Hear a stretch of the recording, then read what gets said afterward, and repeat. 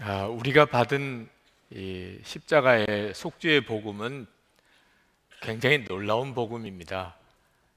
우리의 모든 죄가 다 용서받았다. 그런데 그 말은 정확히 표현하면 우리가 예수 믿을 때 그때까지 지었던 죄도 다 용서받았지만 예수 믿고 난 다음에 앞으로 지을 죄, 그것도 다 용서를 받았다는 뜻입니다. 우리가 예수님을 믿고 나면 우리는 죄인이라도 하나님은 의인이라고 인정해 주신다는 겁니다. 정말 믿어지지 않는 은혜죠. 이걸 완전한 용서의 은혜라고, 또 교리적인 표현으로는 성도의 견인이라고 이렇게 표현을 합니다. 어떤 분들은 이 말씀을 들을 때, 이 복음을 들을 때 그러면 나 이제부터 죄 지어도 되겠구나, 완전한 용서를 받았으니까. 그렇죠? 정말 그대로 극단으로 가는 분들이 있습니다. 그런 분들이 구원파 이단입니다. 실제로 교리 중에 성도의 견인이라는 교리가 있어서 우리가 앞으로 어떤 삶을 살든지 하나님은 반드시 우리를 지켜주시고 또 끝까지 우리를 구원해 주시게 되어 있고, 우리가 어떤 죄를 지어도 그것은 이미 다 예수님 십자가 지실 때 다 용서받았고, 또 하나님은 우리를 의인이라고 인정해 주시니까. 그러니까 죄 지어도 뭐 회개할 것도 없어요. 이미 다 용서받은 거니까. 그걸 진짜 믿음이라고 강조하는 그런 이단도 생기게 될 정도입니다. 어떤 사람들은 그건 말도 안 돼, 그것 때문에 교회가 타락하는 거야, 그래서 또 그런 교리를 부정하는 사람도 있습니다. 이 모두가 다 이 완전한 용서의 은혜를 정확히 이해 못해서 그런 것입니다. 여러분, 분명한 것은 하나님이 우리가 예수님을 믿을 때 우리가 그때까지 지은 죄뿐만 아니고 앞으로 지을 죄도 다 용서하셨습니다. 예수님이 십자가에서 우리를 위해서 흘리신 이 피는 우리가 예수 믿을 때 지은 죄만 해당되는 것이 아니고 우리의 전생에 우리가 가지고 있는 죄, 우리의 근본 원죄까지도 다 용서하시는 속죄의 은혜가 있습니다. 그런데 하나님이 그런 완전한 용서의 은혜를 우리에게 주시는 것은 우리로 안심하고 죄를 짓고 살도록 하려고 하심이겠습니까? 그건 누구나 다 생각해 봐도 그건 아닐 거라고 생각이 듭니다. 하나님께서 우리가 이제부터는 아주 편안한 마음으로 죄를 지으라, 예수님이 우리 죄를 다 십자가에 지시고 죽으셨으니 이제부터는 죄를 지어도 전혀 가책도 느낄 필요도 없고 이제 나는 다 용서받았으니까 그런 편안한 마음 갖도록 하나님이 원하신 것은 절대 아닙니다. 그러면 하나님께서 왜 그렇게 하셨을까요? 하나님은 우리로 하여금 죄를 짓지 않고 살게 하려고 완전한 용서의 은혜를 주신 겁니다.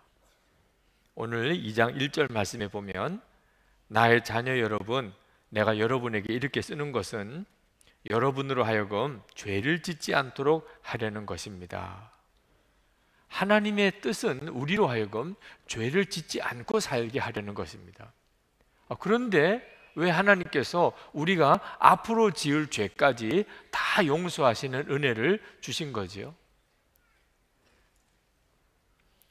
여기에 하나님의 이 복음의 놀라운 비밀이 있습니다. 여러분에게 제가 다시 한번 묻겠습니다. 여러분은 예수를 믿고 난 다음에 정말 죄를 짓지 않아야 되겠다는 간절한 마음이 있으십니까? 여러분 스스로가 정직하게 대답을 해보세요. 여러분은 예수를 믿으시고 난 다음에 이제는 하나님의 계명대로 살아야 되겠다는 간절한 마음이 있으십니까? 그렇다면 하나님께서는 여러분들이 그렇게 죄를 짓지 않고 하나님의 계명대로 살 수 있게 해 주십니다. 하나님은 그걸 원하세요. 그리고 여러분 안에 죄를 짓지 않아야 되겠다, 내가 하나님의 계명대로 살아야 되겠다는 간절한 마음이 생기는 것 자체가 여러분 안에 성령 하나님이 계신 증거입니다. 성령 하나님께서 거룩하신 분이시기 때문에 여러분 안에 그런 욕구가 생기는 거죠. 그런데 문제는 우리의 육신이 때때로 우리로 죄를 짓게 만듭니다. 우리가 육신을 가지고 살기 때문에 나는 죄를 짓고 싶지 않고 하나님 계명대로 살고 싶지만 자꾸 주님의 계명대로 살지 못하고 죄를 짓는 일이 생깁니다. 그럴 때 하나님께서 우리가 다시 깨끗함을 받고 또 다시 시작할 수 있도록 하나님이 우리에게 완전한 용서의 은혜라는 안전망을 우리에게 허락하신 거죠. 여러분, 서커스에 그네 타기 묘기를 보신 적이 혹 있으십니까? 그러면 그 그네 타기 묘기를 할 때 그 서커스장 밑에 안전 그물을 칩니다. 그것은 그 묘기를 부리던 사람이 혹시 실수해서 떨어지면 그러면 치명상을 입지 않고 잘 안전하게 그들을 받쳐내려고 안전 그물을 치는 거죠. 자, 이 안전 그물을 치고 난 다음에 그네를 탈 때는 훨씬 더 마음의 안정감을 느끼고 그리고 완벽한 기술을 구현할 수가 있습니다. 만약에 안전 그물이 없다고 한다면 아마 그네 타는 사람들이 굉장히 불안해서 오히려 더 많이 떨어지거나 다치게 되거나 죽게 되겠지요. 여러분, 안전 그물이 밑바탕에 있으면 더 떨어지는 일이 많을까요? 그렇지가 않습니다. 내가 혹시 떨어져도 나는 안전하다고 믿으니까 그네 타기 기술을 충분히 발휘할 수 있게 되는 거죠. 하나님도 똑같으십니다. 하나님이 원하시는 것은 우리를 죄를 짓지 않고 하나님 계명대로 사는 겁니다. 그런데 우리는 육신을 가지고 있기 때문에 우리는 자꾸 죄를 짓는 일이 생깁니다. 마음에 간절한 소원이 있어도. 그때 하나님께서 우리에게 우리가 얼마든지 하나님이 우리를 용서하시고 다시 시작하게 해주신다는 약속을 우리에게 주신 거죠. 그래서 우리는 아주 담대하게 내가 죄 짓지 않는 삶을 살아가게 되는 겁니다. 요한일서 2장 1절 하반절을 한번 보실까요? 누가 죄를 짓더라도 아버지 앞에서 변호해 주시는 분이 우리에게 계시는데 곧 의로우신 예수 그리스도이십니다. 여기서 누가 죄를 짓더라도 그랬는데 이게 누구겠습니까? 죄를 안 짓고 살고 싶은 사람, 하나님의 계명대로 살고 싶은 사람을 말하는 것입니다. 그런데 그가 만약에 죄를 짓더라도 하나님께서 우리에게 용서받을 놀라운 은혜를 주셨는데 예수 그리스도께서 하나님 보좌 앞에서 우리의 변호사가 되신다는 것. 그래서 우리가 죄를 지었을 때 분명히 그것이 죄지만 예수님께서 우리를 함께 십자가에 죽으셨기 때문에 그러므로 저의 모든 죄가 다 이미 죄값을 치렀기 때문에 이제는 저는 죄인이 아니고 의인입니다 라고 예수 그리스도께서 우리를 변호해 주신다는 거예요. 그래서 우리가 죄를 짓고 하나님 앞에 고백하기만 하면 우리의 모든 죄를 사하시고 모든 불의에서 우리를 깨끗하게 해주시며 우리를 다시 시작하게 해주신다는 거예요. 그러니까 이 완전한 용서의 은혜는 죄를 짓지 않고 살게 하려고 주시는 은혜라는 겁니다. 끈질김이라는 책을 쓰신 존 비비어 목사님이 당신의 그동안의 신앙 과정에 대해서 그 책 속에서 간단하게 그렇게 쓰고 있는데 고등학교 다닐 때 그러니까 10개라는 영화를 보았답니다. 근데 그 영화 중에 고라 자손들, 그 무리들이 모세를 대적하는 장면이 나옵니다. 근데 그때 하나님께서 그 고라 무리들을 땅을 쫙 쪼개어서 그들을 다 땅에 묻어버리는 장면이 나오는데 엄청 충격을 받았어요.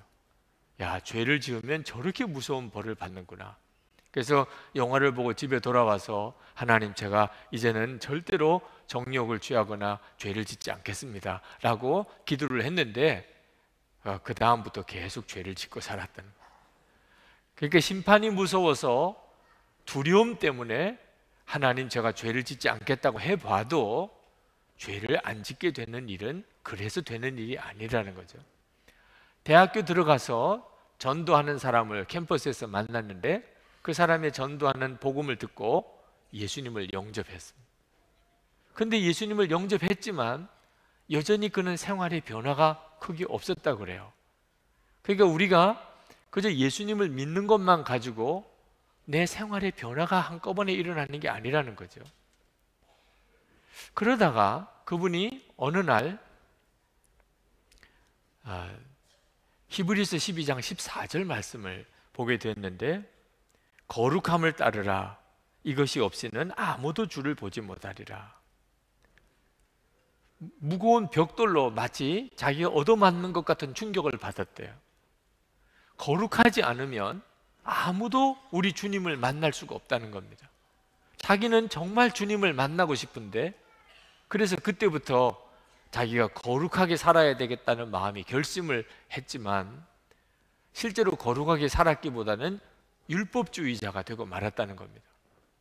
자기가 거룩하게 살지는 제대로 못하면서도 그렇게 남을 비판하게 됐다는 거예요. 목사가 왜 저러냐, 장로가 왜 저러냐, 저 교인인데 왜 저러냐, 그렇게 율법주의자가 되고 말았다는 거예요. 그러던 어느 날 그가 기도 중에 주님의 음성을 듣습니다. 주님께서 내 아들아, 거룩함은 내 육신의 행위로 이루어지는 것이 아니다. 그것은 내 은혜로 이루어지는 것이다. 우리가 죄 짓지 않고 살고 싶고 하나님의 계명대로 살고 싶은 것은 전적으로 예수 믿는 자에게 일어나는 놀라운 변화입니다. 그것이 있어야 예수를 믿는 사람이에요. 그러나 실제로 죄 짓지 않고 내가 거룩하게 사는 거, 하나님 계명대로 사는 거 우리 힘으로 못해요. 그것 역시 하나님이 해주시는 겁니다. 하나님이 그렇게 살게 만들어 주시는 거예요. 죄 짓지 말라가 아니고 죄 짓지 않게 만들어 주시는 겁니다. 그게 은혜예요. 우리가 그런 과정에서 혹시 실수하고 실족하게 될 경우에 하나님은 얼마든지 우리를 다시 용서하시고 다시 깨끗하게 하시고, 어떤 우리가 죄를 지어도 너는 의인이라고 하나님은 십자가의 은혜로 우리를 그렇게 말씀해 주신다는 겁니다. 그런데 이런 완전한 용서의 은혜는 분명히 기억하셔야 됩니다. 죄를 짓지 않으려고 갈망하는 사람, 하나님의 계명대로 살기를 소원하는 사람에게 해당되는 거지, 죄를 짓지 않고자 하는 열망이 없는 사람에게는 이건 전혀 해당되는 은혜가 아닙니다. 하나님은 우리가 마음대로 죄 지으라고 완전한 용서의 은혜를 주신 게 아니기 때문입니다. 우리가 완전한 용서의 은혜를 교리로만 알면 이건 큰일 납니다. 교리적인 지식만 가지고 완전한 용서의 은혜를 알면 이단에 빠지기도 하고, 이 교리 때문에 오히려 우리가 멸망하게도 됩니다.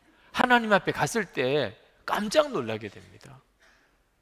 이 완전한 용서의 은혜는 예수님과 정말 살아있는 사귐을 가지면서 누려져야 하는 거예요. 예수님과 실제적인 사귐 속에서. 3절 4절 말씀에 보면 우리가 하나님의 계명을 지키면 이것으로 우리가 하나님을 참으로 알고 있음을 알게 됩니다. 하나님을 알고 있다고 하면서 하나님의 계명을 지키지 아니하는 사람은 거짓말장이요 그 사람 속에는 진리가 없습니다. 여러분, 여기서 하나님을 안다라고 표현이 나오는데, 이 안다는 것은 지식이 아니고 사귐이에요. 내가 하나님을 안다면, 하나님과 사귐이 있다면 반드시 하나님의 계명을 지키는 자가 됩니다. 내가 하나님을 믿는다, 내가 하나님을 안다, 하나님과 사귐이 있다고 하면서 내가 하나님의 계명을 지키지 않으면 그건 거짓말장이에요. 실제로는 하나님과 사귐이 없는 사람이라는 뜻입니다. 도대체 그러면 우리가 하나님과의 사귐이 어느 정도일까요? 하나님이 우리 마음에 오신 거예요.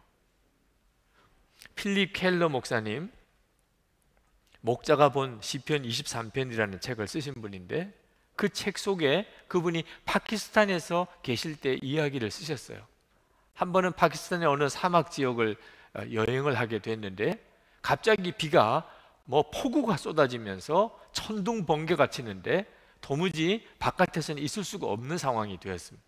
그래서 그 근처에 있는 흙으로 지은 오두막집, 조그만 집에 거기에 피신을 해야 했습니다. 그 집주인에게 좀 피신하겠다고 양해를 구하고 그 집 속으로 들어갔는데, 그 흙집이 얼마나 작은지 그 입구도 아주 바닥에 이렇게 조그맣게 나 있는 입구였답니다. 워낙 사막 지역이니까 그렇게 만들었겠죠. 그래서 거의 기다시피 그 집 속으로 들어갔는데, 집 속으로 들어가니까 매캐한 냄새, 아주 악취가 온 집에 연기가 가득하더래요. 그 집에서 가운데 화덕 같은 데다가 불을 피우고 있는데, 그 연료가 짐승의 분뇨를 말린 거예요. 그러니까 거기서 나는 연기와 냄새가 얼마나 악취가 나는지, 정말 바깥이 그렇게 폭우가 쏟아지는 게 아니면 있을 수가 없는 집이더랍니다. 조금 적응이 되어서 눈을 뜨고 보니까 가축들도 다 같이 그 조그만 집에 같이 살아요. 그러니까 가축들의 분뇨 냄새나 가축들의 몸에서 나는 냄새가 함께 어우러져서 조금도 있기가 힘들 만큼 그렇게 어려운 곳이더래요.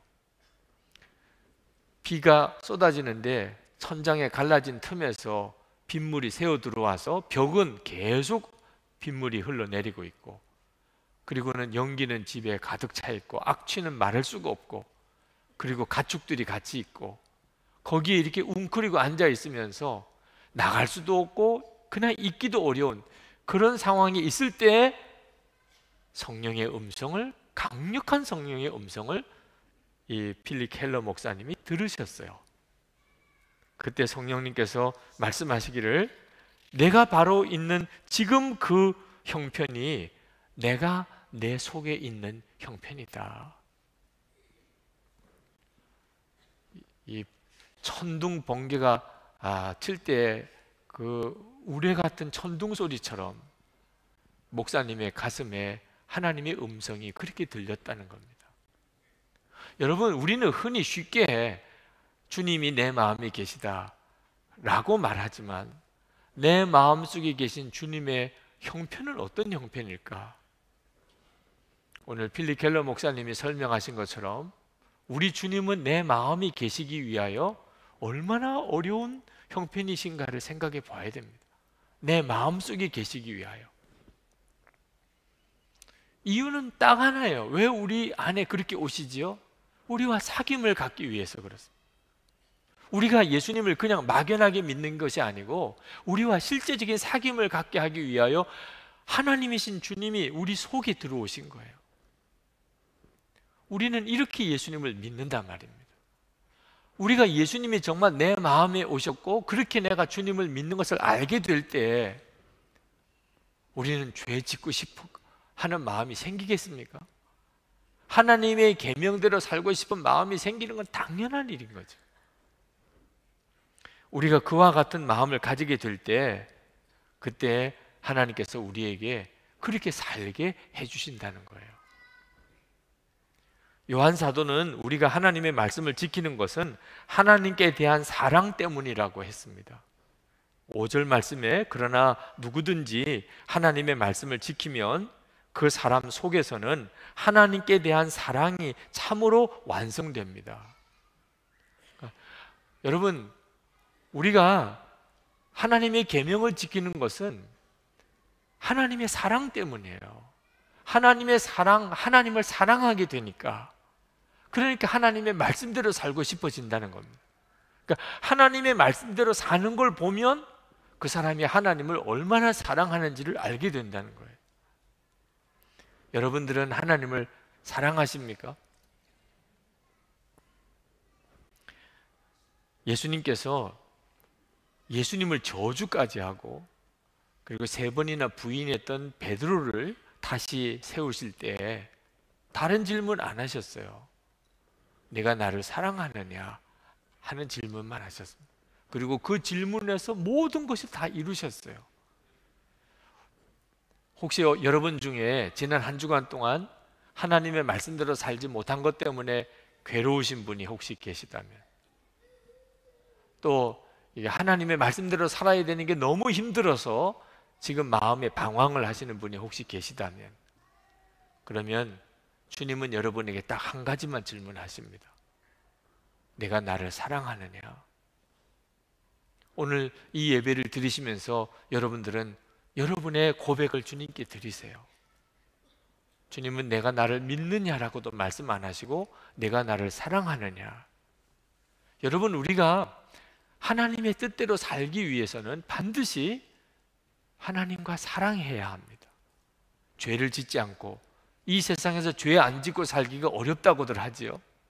그런데 나는 죄를 짓기 싫어요.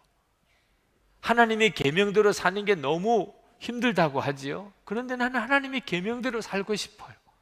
이유는 하나님을 사랑하게 됐기 때문입니다. 지난 금요일, 토요일 이틀간 우리 교회에서 일터사역 컨퍼런스가 열렸습니다. 이 일터사역 컨퍼런스의 주제가 뭔지 아십니까? 일터에서 하나님의 나라가 임하게 하자는 겁니다. 그런데 이 주제는 대단히 도전적이고 또 심지어 두려운 주제예요. 대부분의 직장 생활하는 크리스찬들이 가지고 있는 일터에 대한 소원이 무엇입니까? 쫓겨나지 않는 거예요. 내가 일터에서 쫓겨나지 않을 수 있으면 좋겠다. 또 조금 더 오래 일터에서 내 직장에서 일할 수 있으면 좋겠다. 또 이왕이면은 승진해서 월급을 더 받을 수 있으면 좋겠다. 솔직히 우리들이 일터에 대해서 가지고 있는 소원이에요. 그런데 일터에서 하나님의 나라가 임하게 하자. 그랬다가 일터에서 쫓겨나면 어떻게 해요? 그랬다가 승진 못하면 또 어떻게 해요? 괜히 그런 거는 건드리지도 말고 그냥 내가 어떻든지 쫓겨나지 않고 월급이나 계속 받거나 또는 윗사람들에게 잘 보여서 승진하는 것이, 그래서 교회 11조 많이 떼면 되잖아. 이 정도 수준에만 머물러 있단 말입니다. 우리 마음속에 하나님의 나라가 이루어지는 것에 대한 두려움이 있어요. 그런데 이번 일터사역 컨퍼런스에서 정말 일터에서 하나님의 나라가 이루어지기를 원하는 분들이 많이 있는 걸 보았어요. 그것은 감동이었어요. 어떻게 그럴 수 있죠? 그들은 무섭지도 않은가요? 사랑 때문이었어요. 그들은 그냥 주님을 믿는 것이 아니고 주님을 사랑하는 것입니다. 주님을 사랑하게 되니까 무서움이 없어졌어요. 그래서 내가 일하는 직장에서, 사업장에서, 그곳에서 하나님의 나라가 이루어지기를 원하는, 거긴 대가 지불이 필요합니다. 저희 교회 어느 청년이 직장 이야기를 했습니다. 자기 직장에 예수 믿는 사람, 크리스천들을 무너뜨리는 일을 사명으로 생각하는 사람이 있대요. 이름은 밝히지 않겠습니다. 이름까지 저에게 가르쳐 줬어요. 네. 그 사람은 어떻든지 예수 믿는다고 하는 사람만 골라서 하든 회식 자리에서 강제적으로 술을 먹이든 어떻든지 술을 먹이든 죄 짓는 곳에 끌고 가서 같이 죄를 짓게 하고 하여튼 예수 믿는 사람 킬러예요. 예수 믿는 사람 좌절시키고 예수 믿는다는 말 못하게 만드는 일을 사명으로 생각하는 사람, 그런 사람이 직장에 여럿이 있다는 겁니다. 그러니 우리가 세상에서 어떻게 죄 안 짓고 하나님 계명대로만 삽니까? 그런데 이 청년이 자기는 그 사람을 전도하는 것이 목적이라는, 그 사람을 어떻든지 하나님께로 돌아오게 하고 그를 구원하는 것이 목적이라고 했어요. 그 청년이 하나님을 사랑하는 사람이었어요. 하나님을 정말 사랑하니까 직장에서 그런 사람을 만났는데 그 사람이 두렵기보다는 그 사람을 구원해야 되겠다고 하는 마음이 드는 것입니다. 여러분, 하나님을 사랑하게 되면 우리가 이 세상이 꼭 힘든 세상만은 아닙니다. 죄 짓지 않고 하나님 말씀대로 사는 거 힘들다, 어렵다 이런 말만 하게 되지 않아요.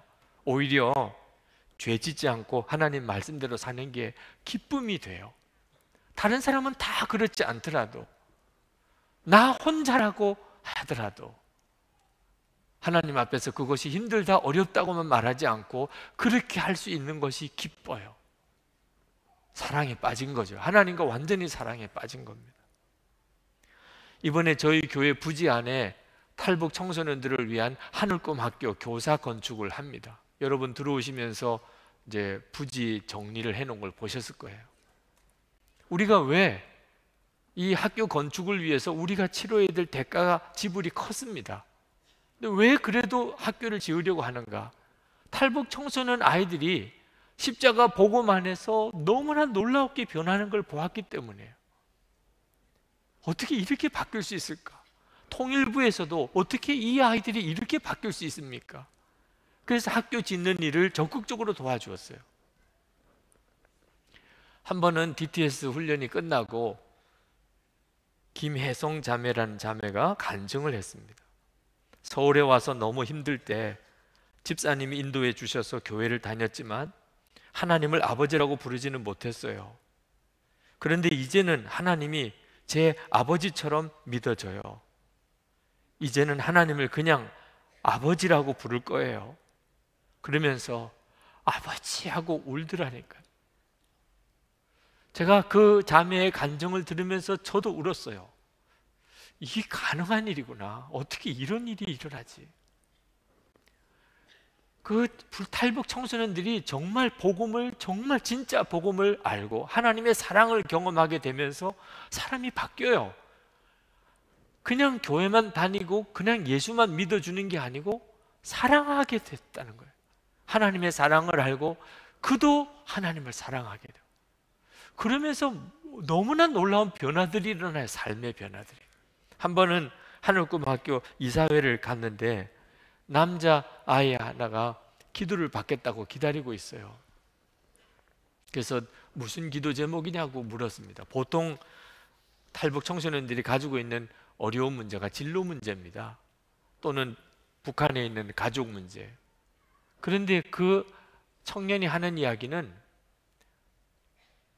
자기 마음속에 무서운 죄의 능력이, 권세가 있다는 것. 그게 아버지로부터 계속 이어진 것 같다는 것. 일주일째 자기가 지금 금식을 하고 있다는 것. 자기 속에 있는 이 죄의 권세가 꺾어지게 해달라고. 목사님 저를 위해 기도를 해달라는 것.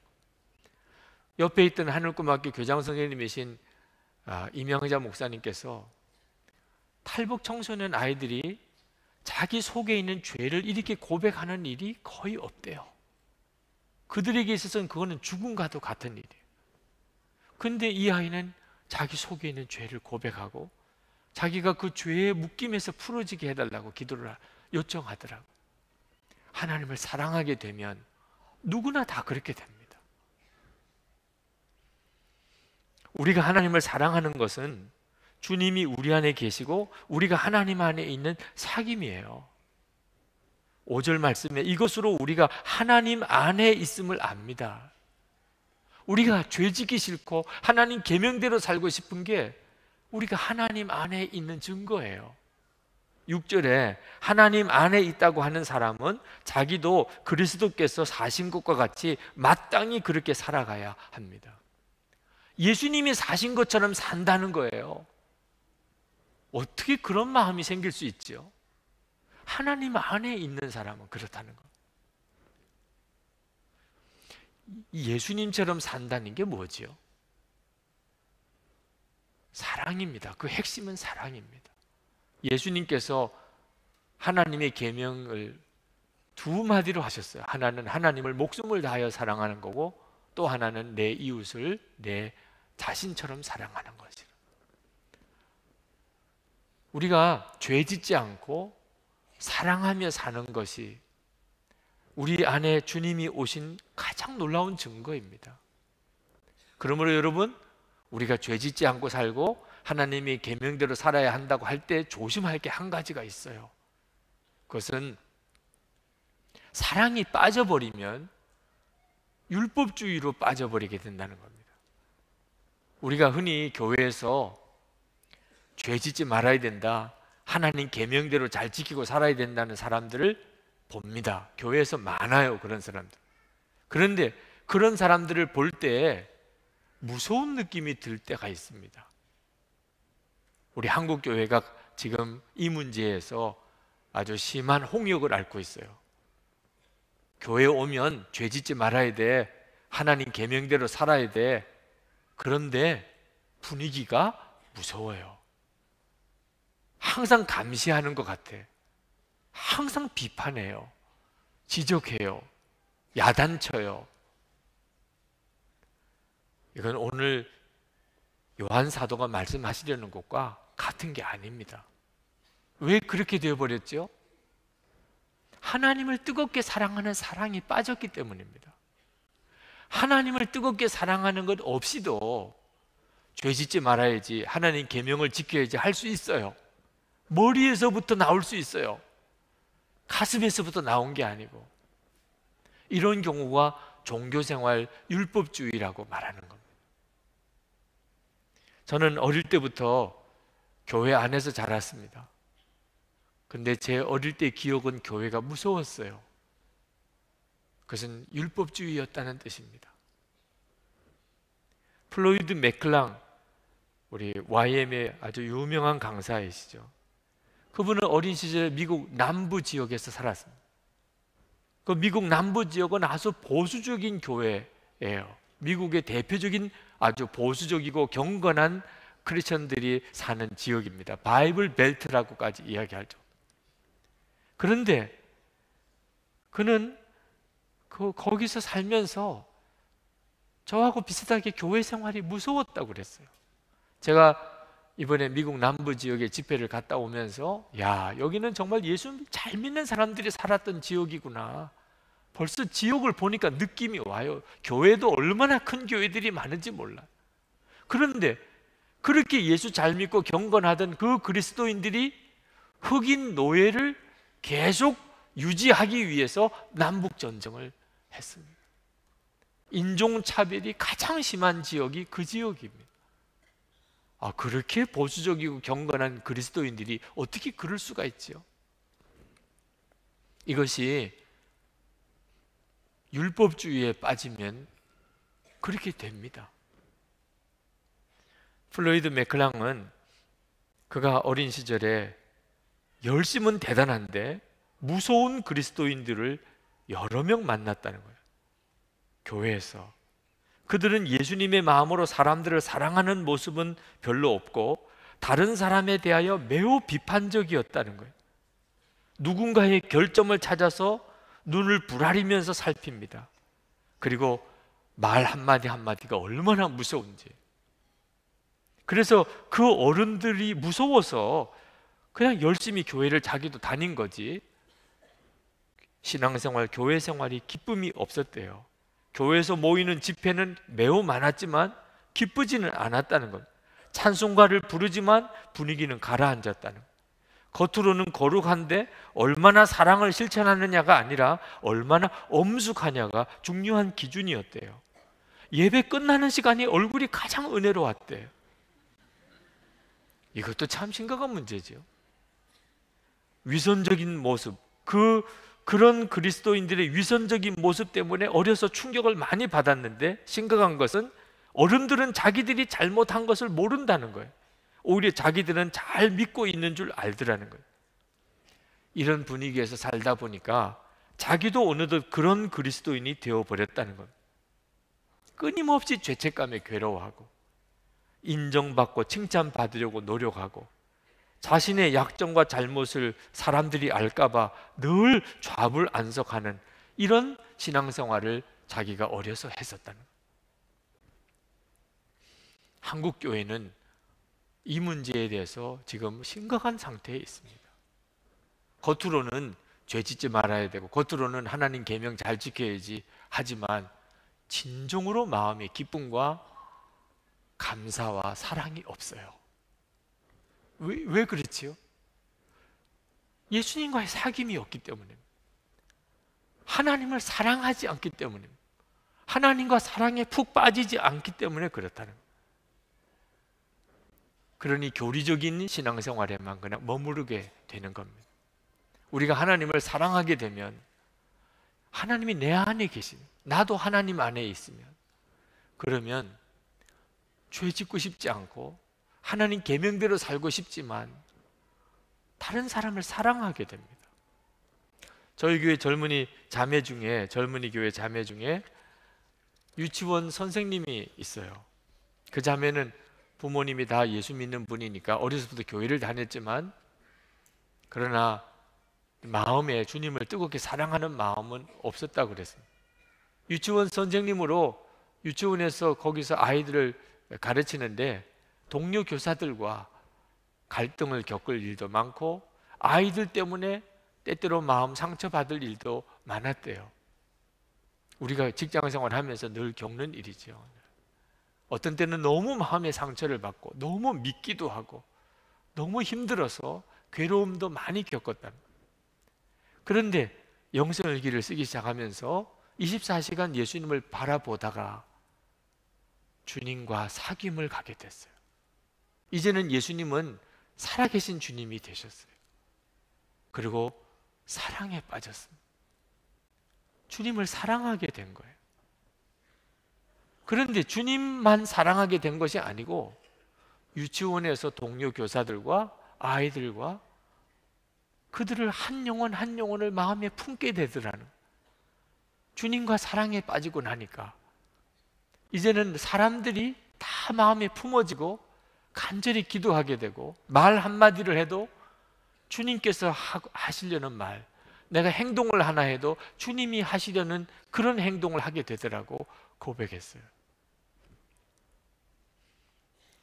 여러분, 우리가 정말 예수님을 잘 믿고 그리고 마음의 소원대로 죄 안 짓고 하나님 계명대로 사는 것은, 그것은 하나님을 사랑하면서 오는 겁니다. 성경의 위대한 사람들은 다 하나님을 사랑했던 사람들입니다. 우리도 역시 똑같은 은혜를 받았어요. 김병연 목사님이라고 잘 아실 겁니다. 지난 제자훈련 세미나 때 그 목사님이 교육자들과 함께 참석을 하셨어요. 그리고 저에게 책을 하나 선물을 주셨는데, 최근에 출간한 책, 아빠 우린 왜 이렇게 행복한 거야, 아주 참 너무나 매력적인 책을 저에게 선물로도 주셨습니다. 그 목사님은 사모님이 뇌졸중으로 쓰러지셔서 지금 9년째 식물인간으로 계십니다. 그 사모님을 간병하시고, 그리고 또 자녀들을 또 양육하고, 그리고 교회 목회도 하시고, 어떻게 생각하면 어떻게 하실 수 있나 싶은데 그 일을 아주 솔직하게 다 나누시고, 그러면서도 기쁨이 넘치게 그렇게 살아가시는 목사님으로 참 존경받으시고 계시죠.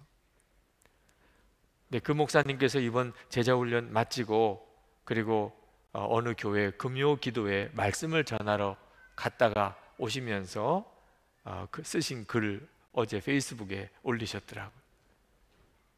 나는 밤에 이동하는 것을 싫어한다. 특히 호텔이나 모텔 같은 곳을 지나가는 것이 싫었다. 아름다운 길도 혼자일 때는 서러움이 되어 돌아오니까. 그리고 언제나 유혹이 마음에 찾아온다. 그리움이 마음 한켠에서 배어 올라온다. 그래서 싫다. 그러나 어제는 그런 요란한 호텔, 모텔의 간판들이 전혀 마음에 들어오지 않았다. 그냥 저기 저런 시설들이 있구나 하는 정도로 내가 갈 곳은 아니지. 24시간 예수님과 동행하는 실제를 그 순간에 경험한 하루였다. 어두움이 스며들도록 허락하는 것이 아니라 어둠 속에서 함께 하시는 주님의 손을 붙잡았다. 밤이 무서운 것이 아니라 어두운 내 마음이 무섭다. 주님과 동행하는 삶에 대한 도전과 그리고 그 메시지들을 같이 나눴어요. 그리고 그 다음 날 벌써 참 놀라운 변화가 있더라는 겁니다. 여러분, 우리가 그저 예수님을 믿는다는 수준에 머무르지 말고 예수님을 사랑하는 자가 되어야 합니다. 주님의 은혜로 죄 짓지 않는 놀라운 기적, 하나님의 말씀대로 정말 사랑하는 기적이 주님을 사랑할 때 우리 안에 일어납니다. 오늘 성찬을 이제 받으시게 되는데, 이 성찬은 우리가 예수를 믿는 것이 예수님과 온전한 연합, 주님이 우리 안에 오시고 우리가 그 주님과 온전히 하나가 되어지는 놀라운 연합임을 우리에게 보여주고 있습니다. 오늘 여러분이 성찬 받으실 때 주님과 온전히 하나 되는 깊은 은혜를, 그래서 정말 주님과 사랑에 빠지는 은혜를 받으시게 되기를 축복합니다.